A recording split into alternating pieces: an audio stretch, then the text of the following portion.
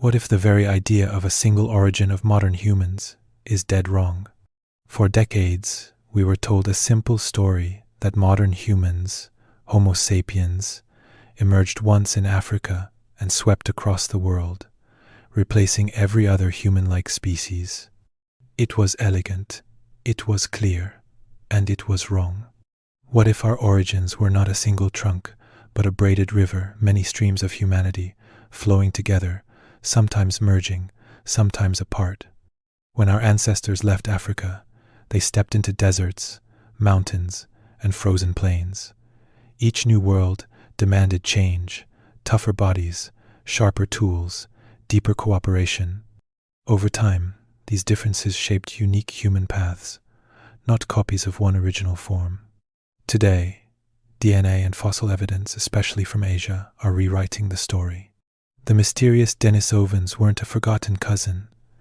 They thrived across Eurasia and interbred with us. Their genes still echo inside millions of people alive today. The truth is emerging. Human evolution was never a straight line. It was a web complex, connected and alive. A story not of replacement, but of belonging.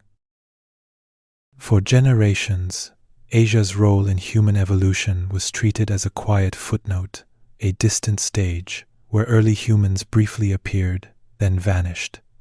But new discoveries are forcing us to listen more closely. Near Beijing, the fossilized remains once called Peking man or Zhoukoudian man have long been boxed in as primitive, a doomed offshoot on the road to modernity. Yet, when scientists returned to the cave with modern methods, the evidence began to whisper a different story. The layers of ash, the broken bones, the tools shaped with precision, they all speak of a people who mastered fire, organized living spaces, and adapted to the rhythm of Ice Age winters. These were not helpless wanderers. They were engineers of survival. Further west, on the Tibetan plateau, archaeologist Zhang Dongju's study of the Xiahe mandible revealed something extraordinary.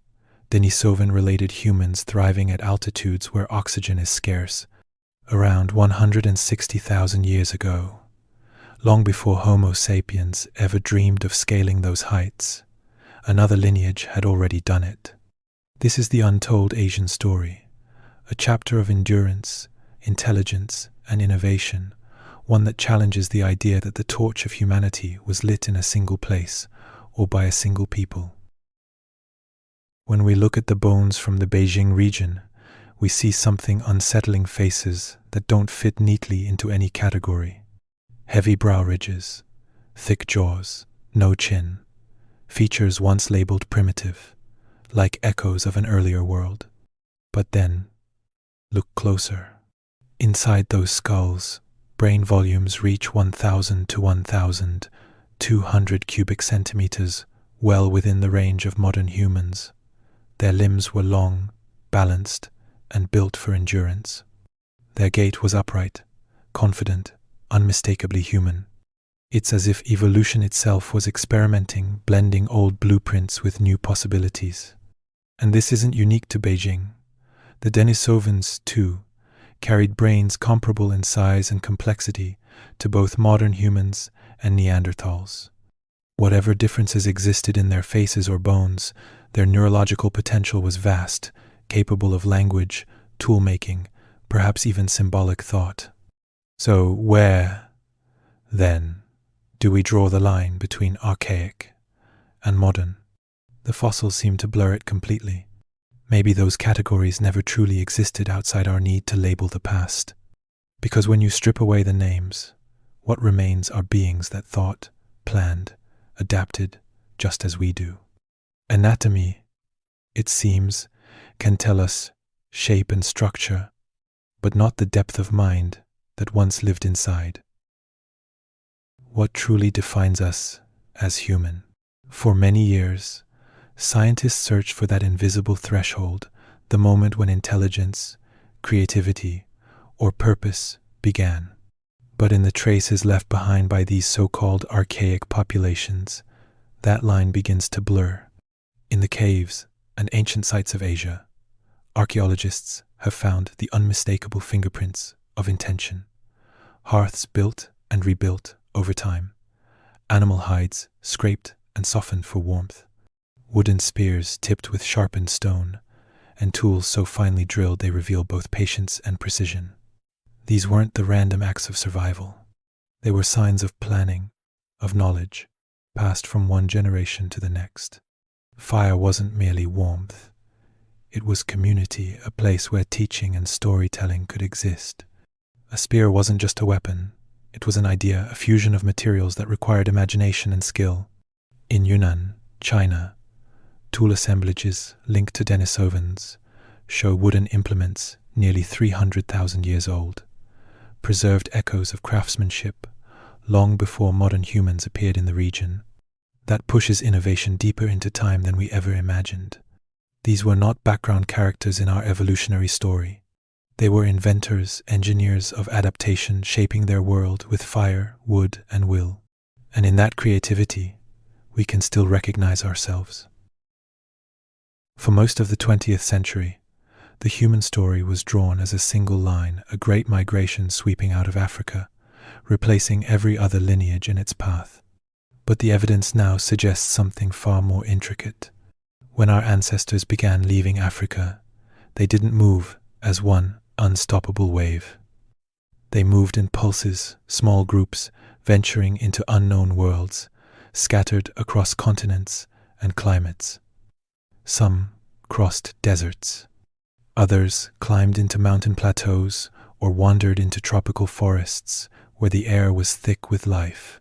Each environment shaped them differently, carving unique paths of adaptation, innovation, and identity. These weren't detours on the way to modern humanity, they were parallel experiments in being human. Every new landscape became a laboratory of evolution. Today, many researchers speak not of a single out of Africa and replace model, but of multiple exits, multiple evolutions. Populations mingled, separated, and reconnected over tens of thousands of years, exchanging not just genes, but ideas, technologies, and survival strategies. Seen this way, Asia is no longer the quiet end of the human journey. It is one of its great beginnings, a cradle of diversity where new forms of humanity emerged, flourished, and eventually helped shape the species we call our own. Our origins, it turns out, were never about one route or one people. They were about the many roads that led us here. When scientists first began sequencing ancient DNA, they expected to find clear boundaries, one species ending where another began. Instead, they found traces of connection. Across the genomes of modern humans outside Africa lies a quiet inheritance, fragments of Neanderthal and Denisovan DNA woven through our own. In some Oceanian and Southeast Asian populations, up to 6% of that ancestry still lingers, a living echo of encounters that happened tens of thousands of years ago. These weren't acts of conquest or simple replacement. They were moments of contact, of shared nights, shared survival, shared futures. Through interbreeding, entire worlds of adaptation were exchanged. Genes for skin pigment, immune strength, even how our bodies respond to high altitude or cold. The very stuff that helped our ancestors endure new environments didn't arise from isolation, but from union. The deeper geneticists dig, the more they uncover a truth. Our bones alone could never tell that ancient humanity was a network of intertwined lineages, not separate species, fading one after another. So the metaphor of a braided river holds stronger than ever. We are not the last surviving branch of a dying tree. We are the confluence, the meeting point, where ancient streams of life merged, creating the complex current that still flows through every one of us today. What if the ancient humans of Asia never truly disappeared? For decades, textbooks spoke of them as evolutionary ghosts, side branches that withered as Homo sapiens rose to dominance. But recent discoveries suggest their story didn't end in extinction. It continued, quietly, in us. Populations like the Jokodian people near Beijing, and Denisovan-related groups across the continent may have persisted far longer than once believed.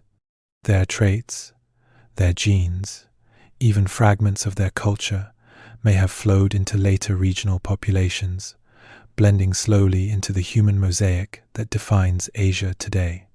The discovery of the Penghu-1 mandible off Taiwan's coast deepens that mystery. This jawbone, massive, ancient, unmistakably Denisovan in form, pushes their known range deep into East Asia. It tells us they were adaptable, mobile, and thriving in coastal environments once thought beyond their reach. Instead of vanishing, they may have intertwined with new arrivals, exchanging ideas, technologies, and bloodlines. The echoes of those unions survive not only in our DNA, but perhaps in regional physiologies and inherited adaptations still visible today. Asia, then, is not a graveyard of lost species. It is a living archive where the boundaries between them and us dissolve, revealing a continuity far older and far more human than we ever imagined. For much of the last century, the story of our origins was told like a conquest, a single, triumphant wave of Homo sapiens sweeping out of Africa, replacing every other human species in its path. It was a narrative of winners and losers, of survival at the expense of all who came before. But science is revealing a softer, more intricate truth. Evolution wasn't a battlefield, it was a conversation. Instead of replacement, there was continuation. Instead of extinction, there was exchange. Across continents, human lineages met and mingled their genes, ideas, and technologies, weaving together into a tapestry of connection. The metaphor of the braided river captures it perfectly. Many channels flowing separately at times, only to merge again downstream, carrying with them fragments of everything that came before. Fossils once dismissed as primitive dead ends are being reconsidered through this lens. Their features, once labeled obsolete, may represent real threads in the fabric of our ancestry. A jawline here, a tool tradition there, all part of the same current that shaped who we became. The truth is humbling. Modern humanity didn't erase the past.